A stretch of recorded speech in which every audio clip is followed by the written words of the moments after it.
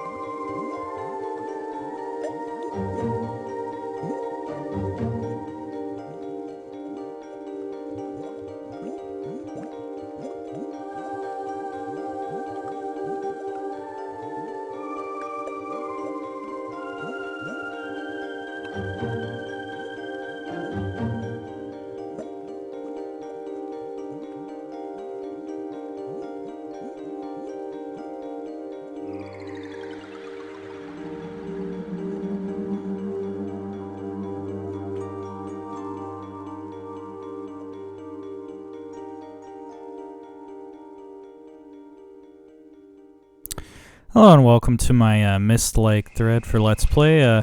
We're starting with Amber Journeys Beyond. As you can see, we start on our back next to the lake. Let's just see what caused that here.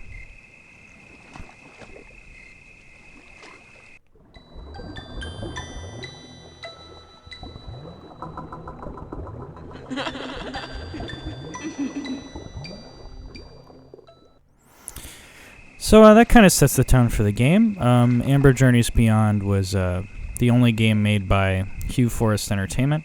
It's much like Myst in that if you've never played Myst, you have pre-rendered backgrounds. You can basically go in the four cardinal directions, and you can examine certain things. You have a limited inventory, and our car got dropped in the lake there, so we're not going anywhere anytime soon. But,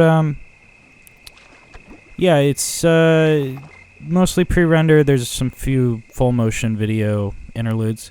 Again, this was the only game made by Hue Forest Entertainment, which is basically the Wimmers, if you notice the credits. It's pretty much two people. It's pretty surprising. It's a very in-depth game, well-made. Doesn't really seem like it was made by two people. Here we got some kind of crazy contraption on the door, so we're just going to turn that off and grab it real quick. Most of the games of this period, 1996 in this case, pretty large games. Amber's pretty small by comparison, but for example, obviously Myst, pretty big game. You had games that were up to like 8 CDs. Last game I played, Black Dahlia, was 8 CDs. A disaster to get running on today's modern systems, but most of the gameplay is based around puzzles, logic type things. Amber's pretty short, and the puzzles really aren't that hard, but it makes up for that. It's definitely got a very eerie atmosphere to it. Follows kind of in the footsteps of Myst in that regard. And here's a crowbar, always useful if you've ever played adventure games. So let's take a look around.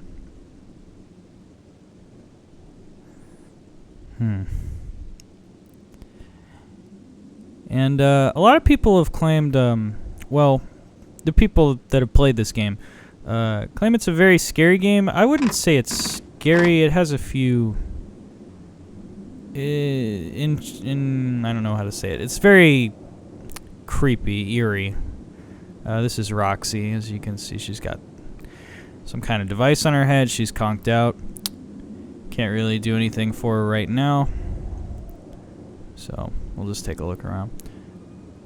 The game definitely goes for unsettling, as opposed to, like, you know, nowadays scary games would be like Silent Hill, or which is definitely unsettling, but or Dead Space or something like that. They definitely go for the gore aspect, and this game isn't really that direct. I kind of like that. And a lot of these games, the Myst type games, they really kind of aimed high. They were like, I don't know, video games for people that didn't like video games, highbrow entertainment or whatever. They didn't really succeed most of the time, as I'm sure we'll get to later, but this game is definitely a better example of that. Here we have the mailbox. There's a package in here. It's probably important.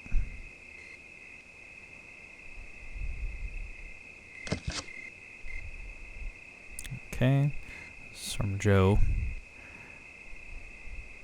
And talking about an oscillator.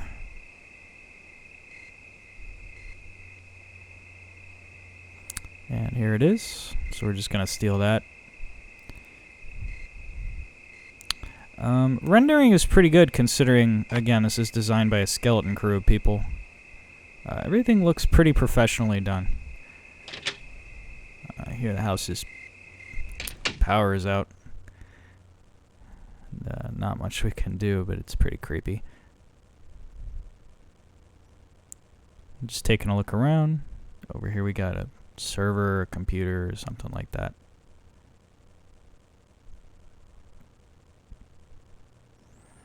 And yeah, can't see much of anything. So we're just going to go down the hallway towards the light source. See what we can dig up. Yeah, it seems to be coming from upstairs. Some pretty weird paintings in this house. I don't know who decorated. And here there's a switch. They don't make it too difficult to figure out what to do most of the time.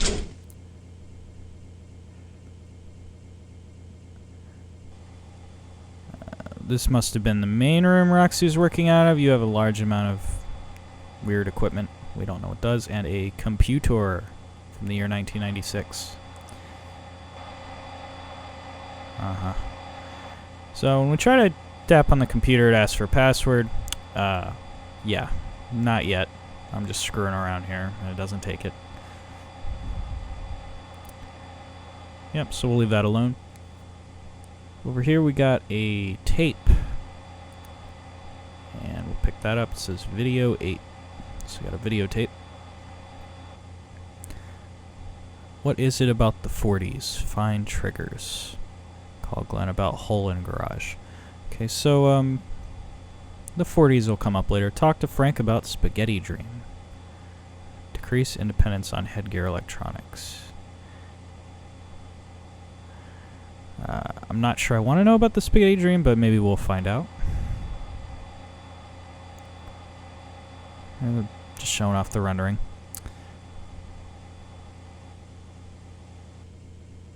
Okay. Let's see, we got a degree. Miskatonic University. It's interesting.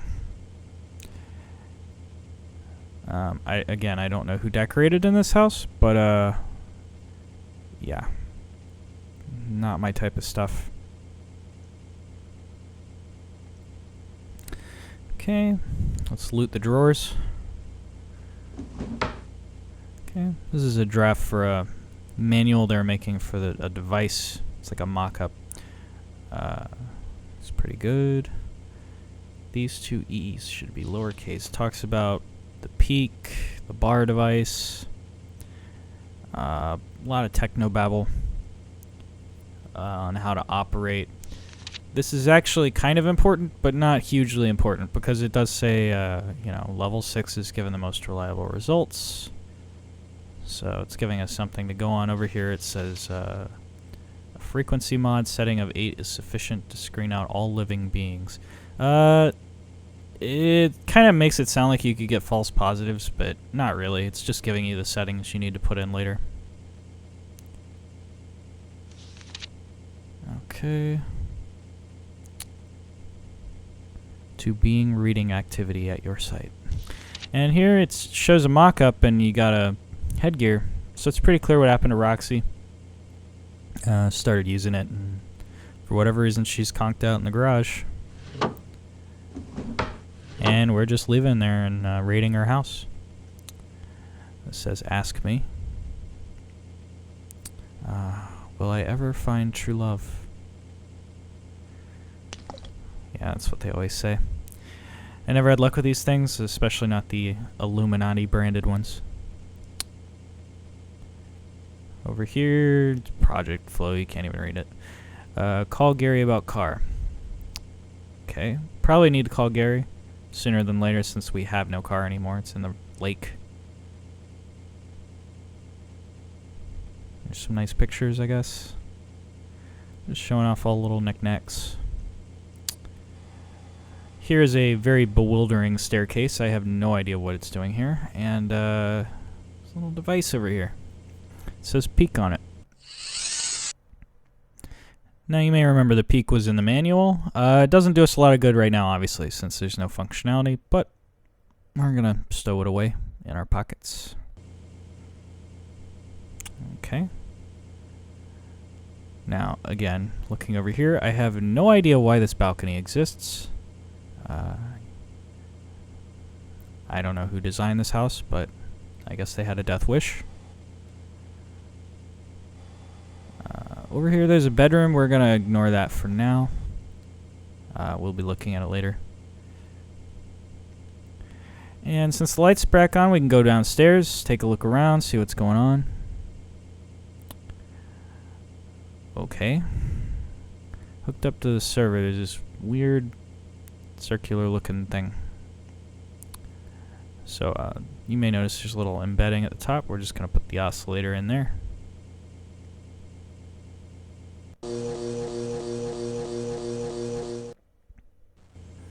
Okay, the items blink when something changes. Amber unit online. Now, I guess the real question is how Roxy has the Amber unit on, and she got locked up there if she didn't have an oscillator in the device. But whatever, maybe it fell out. Lots of cameras throughout the house. Doing some snooping, I guess. And here's another drawer to loot. There's an article in here, and apparently it's about unorthodox scientist Roxy, which means Roxy is a crazy hippie who believes in ghosts. So, whatever. Okay, here's a list of things to do. Yeah, you can tell something didn't get done. Or maybe it did. I just didn't cross it out.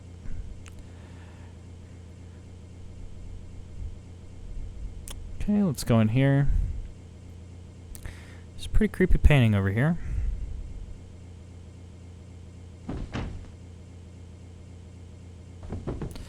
When I first played, I think that may be a creepy noise from upstairs, but it also may be me hitting the painting, which is kind of ridiculous that you can just push the painting into the wall, but whatever. here's a camera, so let's put in our videotape, check out what's going on here. And we're watching it on the little tiny video screen camera, so we have an excuse for low resolution video. Let's see, it's day 12. We just had the last of the equipment moved over and even settled in a bit. It's starting to look like home. Feels like it too. In fact, I think I would have bought this place even without its reputation. Anyway, I still have to set up the cameras and then I'll get back to the research. In a nutshell, nothing going on. Unpacking, catching up on reading. I'll use this log if anything interesting comes up. Out for now. Day 15. I've decided to name the new device AMBER. That's an acronym for Astral Mobility by Electromagnetic Resonance. Unfortunately, other than naming the device, not much progress. No doubt about it, the psionic flow around here is strong enough. I can't blame the house, but something just isn't clicking. I can read the amplitude, but I can't get the AMBER device to sync with my theta waves. Maybe if I link the bar into the network, I'll get a more stable signal. I don't know. Day 20. And this place just isn't prepared for my electrical needs. Not surprising, given the drain I've imposed on it. Yesterday, when I was feeding a bar signal to the AMBER device, the BT equipment went down. To make matters worse, the lights have been flickering on and off. It started when I restored the spare bedroom to wartime decor. I must have been right about one of the spirits being from the 40s because all hell broke loose after I finished. That bedroom appears to be locked from the inside now, and I haven't found a way in yet. Anyway, I've called an electrician about getting a second breaker and a backup generator installed, so I can be damn sure this equipment doesn't go down while I'm astral. While he's here, I'll see if he can wire the property and some of the house lights to the new breaker. Hopefully that'll solve some of my problems. Day 24. I've tried, but things just aren't going right. The house has the activity that I need. I can't get the AMBER device to keep up with my theta. The computer driving the system definitely has the power, so I guess I'll just have to make these routines more efficient. I'm also having the guys from the lab send me a new oscillator. Maybe with that and getting the bar online, all this will finally come together. It took me a couple of days to figure out that I had an error in my original calculations, that I should set the bar gain to 5 to get the bar operating. Once I get these routines pared down and each of the units online, I'll try AMBER again. Hopefully that'll be soon. I'm convinced there's at least 2 spirits stuck here. They seem to want interaction, and I'm pretty sure I can get to them. It's just getting back that's unknown at this point. If the new oscillator doesn't get here soon, I'll make the most of the one I have.